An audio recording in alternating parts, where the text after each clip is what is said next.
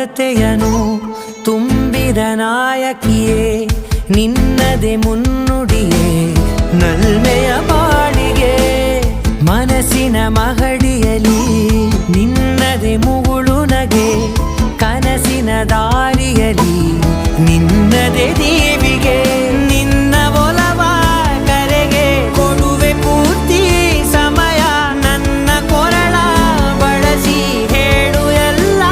ವಿಷಯ ನನ್ನಯ ಕೋಪ ನನ್ನಯ ತಾಳ್ಮೆ ಎಲ್ಲ ನಿನ್ನ ವಶವೇ ಗೆಳತಿ ಕಾಯುವೆ ನಾನು ರೆಪ್ಪೆಯ ಹಾಗೆ ಜನುಮ ಪುರ ನಿನ್ನನ್ನೇ